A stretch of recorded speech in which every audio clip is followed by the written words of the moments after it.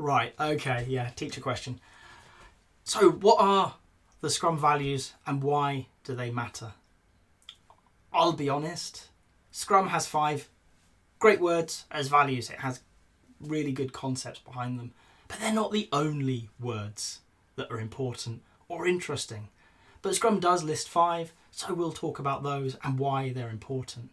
First of all, what are they?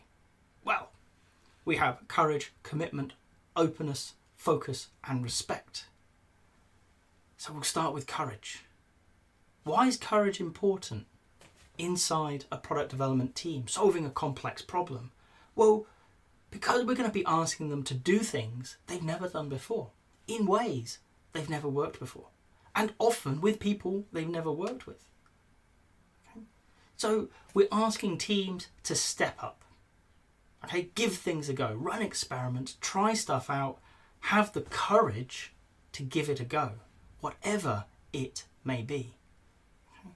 That's really important in the complex space because nobody solved this problem before. Not with the people you've got, with the technologies available in the domain you're in. So pre-existing solutions may help, they may hinder, you don't know.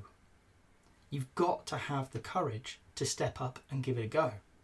As a team, okay, as an individual developer, as a product owner, all of them have to be willing to try things out, okay, and accept that it might not go to plan.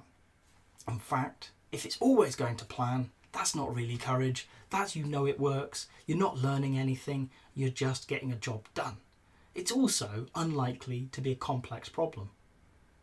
So we need courage when we're facing complexity because we have uncertainty. We don't know whether or not this is going to work. We're going to have difficult conversations because multiple options will present and we need to choose the one or few that we have the time and energy to take forwards. So courage is really important to this team. Then commitment. Without commitment, you won't get focus, which is coming. But we're looking for teams to commit to getting things done. Okay? What those things are, they're goals. They're not individual items on a backlog. Okay? They're the goal overall. So what we're looking at is they're committing to a product goal. There's a thing out there that motivates them. I would often refer to it as a product vision rather than a product goal. Okay? It's the reason their product ought to exist. Okay? That single point, that North Star for your product owner to say, this is why what you do matters. Okay? Your team needs to get behind it. They need to commit to it. Okay? They're going to do what is within their power to achieve it. There is the sprint goal. So, sprint by sprint, they're committing to a smaller thing, something that is achievable within the time frame, but valuable. It's interesting, it's compelling in its own right. So, we're looking for commitment to each other. There's lots and lots of reasons to do it, but ultimately, what we're saying is, we are a team, we are committed to achieving our goal. Okay?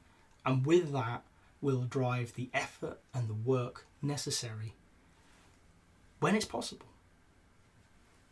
Openness.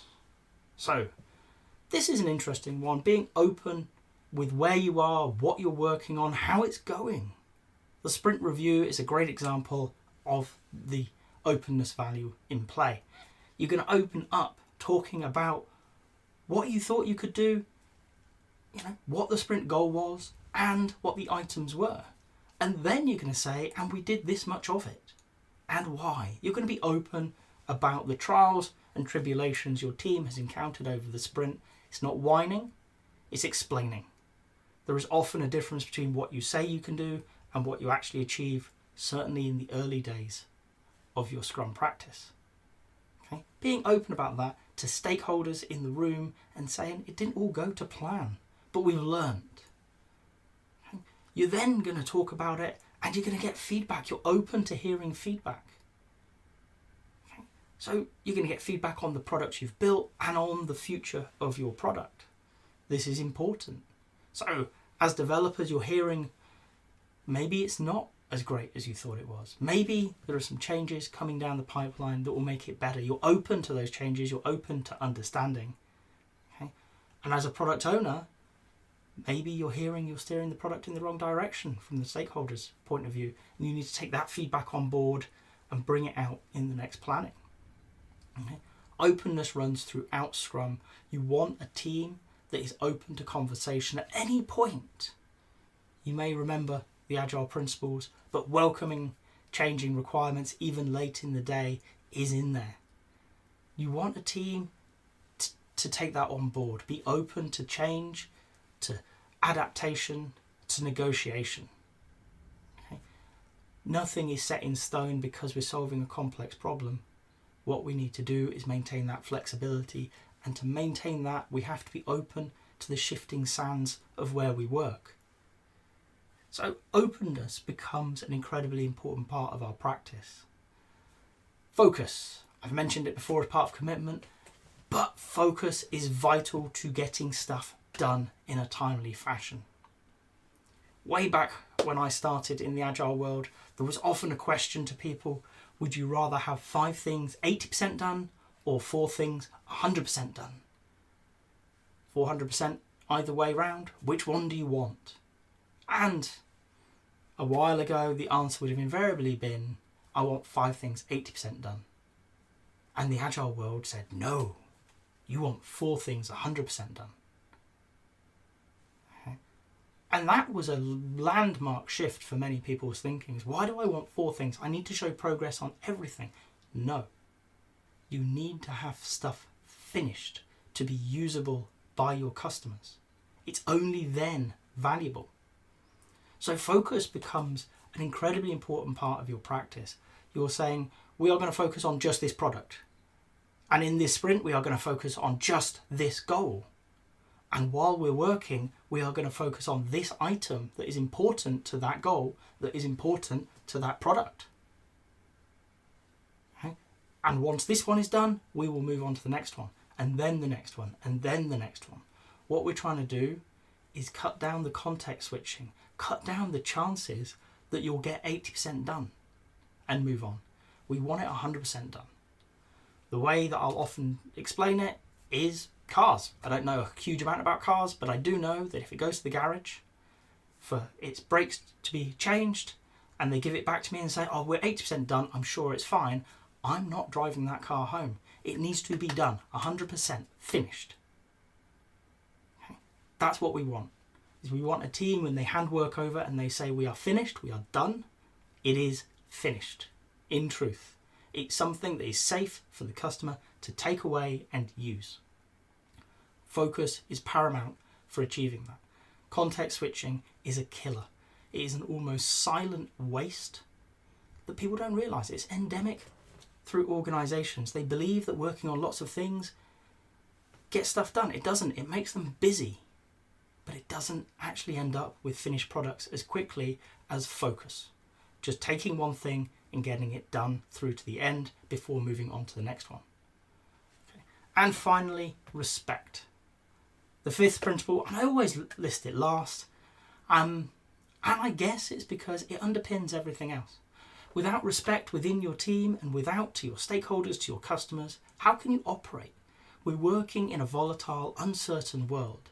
We have to respect people's decisions, their choices.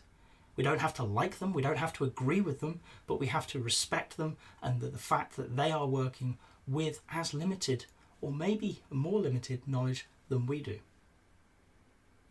Right. So our place here is to help them understand better, have conversations. Conflict is okay. We can have conflict respectfully. Okay. Throwing a chair, not respectful. Actually sitting down and having a chat with them and saying, I don't agree with that statement because of these well-founded reasons, that's okay. You can have that conversation. You can respect people you don't like. So hopefully you do like your team, but what we want is throughout everything, everybody's trying their hardest. They're trying to do the best they can with the limited information and skill set that they have. It doesn't matter how good you are, your skill set is limited because you don't know everything and you can't do everything. We rely on each other in these team situations. And one of the underpinning points here is because we respect each other, we know we can rely on you. So, Scrum has 5 values: focus, openness, courage, commitment, and respect. Totally different order this time around. They are incredibly important to your practice inside a Scrum team, inside the world of work. I'll be honest, you could choose 5 equally good words from elsewhere that would do a great job, but those are the 5 listed in the Scrum Guide, and I would recommend having a think about how they come about in your practice. If you've got to this point in the video, I hope you've enjoyed it. If so, a like would be appreciated. If you want to hear more from me, more answers to questions that maybe you've got in the Agile world, please subscribe to the channel. And if you've got a question that you really want answered, drop it in the comments. I promise we'll get around to it. Thank you.